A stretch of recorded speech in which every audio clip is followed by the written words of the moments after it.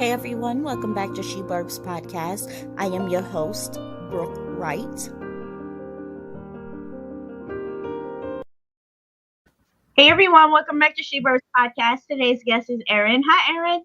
Hi, how are you? I'm good. Thank you so much for being a guest on my podcast today. Thank you for having me. I appreciate it. So can you tell our listeners when you first realized you wanted to be an author?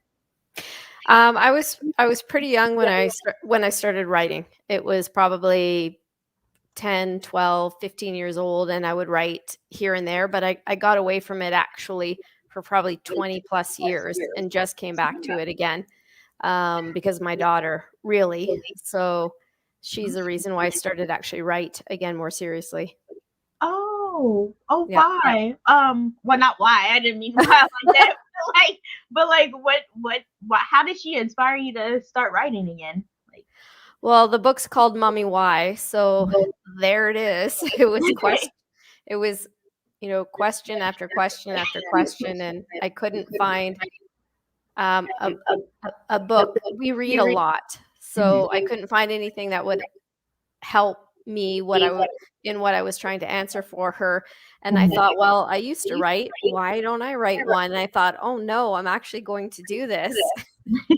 And that sort of launched me back into writing again. So the book's just about some of the questions she's asked me over the years, and had to stick with it because she was watching me every step of the way. So it was awesome.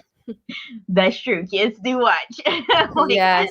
I didn't know they paid that close attention until I was in line at the store and I had said, "Wow, that's insane," or something like that. I said that. And the kid behind me, she was like, "Wow, that's insane, mommy." And I'm like, "Oh my God." I'm like, "I'm so sorry. I did not mean to teach her that." And her mom was like, "It's okay. She's picking up everything nowadays." And I'm like, "I'm so sorry." Yeah. I didn't realize it until I had a daughter either. It was not my life before I had her, so it changed very quickly. Yeah. In a good way. So can you tell our listeners a little bit about your book, Mommy Why, and a little bit details about it? Sure. The book itself is probably between for ages 4 and 6 or 7. It's essentially questions a daughter is asking her mother about herself, about why she looks the way she does, about why she might look different than other people. And it's a mother doing the best that she can to try to answer those questions and try to assure her that, she is unique, she is special. And, I started to write it for my daughter, but mostly for all children, just that hopefully by the end of the book, all kids that read it understand that they are special, that they are unique, and none of us look the same, speak the same. And it's, we come from a family where we have similarities, but we're all ourselves in our own way, and that's okay. It's okay to look different and to act different and to be different than the person beside you. You don't have to be the same. You shouldn't be the same. So it was to give her confidence or give children confidence and stand up tall and not let anyone break them down, essentially. Because there's a lot of that, I find, sometimes. Oh yeah, that's one of the reasons, like exactly why you explained why I want to start speaking, because when I was in high school, I always thought I was ugly and all this other stuff and really negative about myself. Yeah, so like kids, they really do. They'll sit there and tell you, "Mommy, I'm ugly," or "I'm ugly," and say this to their cousins or for close siblings and stuff. And I'm like, no. No, like that's what I had to tell my one cousin. I was like, "No, you are definitely not ugly. Like you're beautiful in your own way, and that's okay." So yeah, and that's why I wrote Mommy Why. And in writing it, I was hoping that families would take the opportunity to when they're reading this, it gives their children an opportunity to ask their own questions to their family. It gives families that opportunity to take a quiet moment with each other because their lives are so busy. Just take that moment and listen to each other and listen to your children, because the time does go fast. And another reason I wrote Mommy Why and why it was important. I think that families would read it together, should read it together. My daughter, she was not quite 4, and I was multitasking, listening, but not quite listening. And she yelled, "Mommy." And I turned and looked at her, and she waved her hand down, and I bent down, and she took my cheeks in her hands, and she said, "Mommy, you're not looking at me. You don't look at me when I'm talking to you." And I thought, wow, Mom of the Year right there. So she's 11 now, and I still think of that when she's talking to me. I try to put things down, and I try to listen when I can, because we're responsible for our children. When we have them, we have that responsibility, and it's easy to forget sometimes, I think. So Mommy Why was it's a reminder of me that we're the first for our children in a lot of ways, and we can't forget that. That because we're helping, these little beings grow, and it's our job, and I'm grateful for that, to help them do it in a positive way. And so that's kind of where that came from.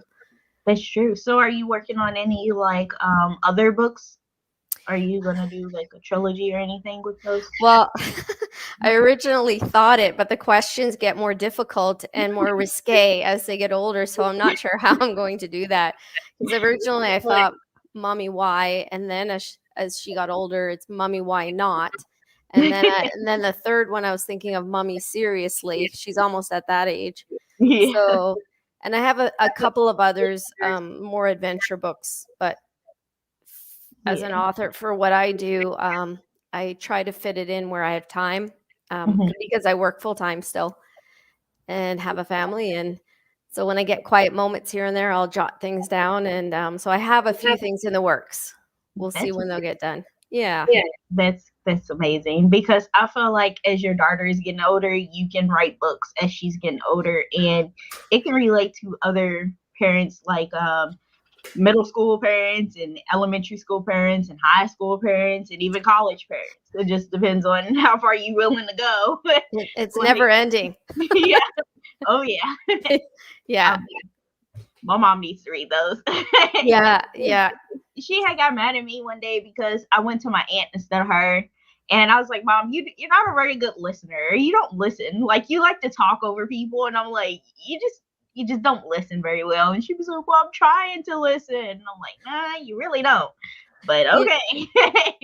You know what I've always told my daughter, because, parents can sometimes be like that. And we've always told her that we want her to talk to who she's comfortable with in her life, that she loves and that she respects. It doesn't have to be me. It doesn't have to be her dad, but it has to talk to somebody, as long as we know who it is and who that is. I think children can't always talk to their parents in the way they need to. And as parents, if you can build a support network for them, for other contacts, then that should be encouraged, because, as long as if they don't talk to you and they're talking to someone, then that will help them along the way as well. So, I mean, I'm not great to this day with certain things with her. I know that. So if she wants to talk to someone else, that's great. I'll just find out about it later. Yeah. So what does your family think about your writing? What does your daughter think about the book you wrote? Well, it was interesting because she was very proud of me. When I published it, I went to her school and I did readings, and she started writing actually, and she's pretty good.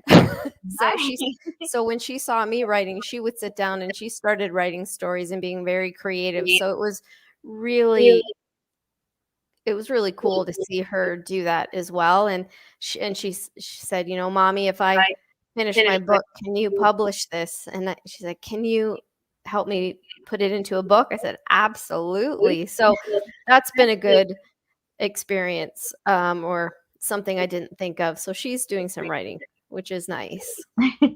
That's nice. That is really nice. I wish I would have done that at that age too. Yeah. Even just thoughts, experiences, Yeah. The only thing I did was journaling. So I have like over 30 books of nothing but journals. Well, there's probably several books in that. You just have to mesh the thoughts together. So you've been writing your whole life, so you're already there. You just have to, you, you have you have more experience if you have that much than I do. So Yeah. So what advice would you give our listeners who want to pursue a writing career like yourself? if you really want to do it, you can. You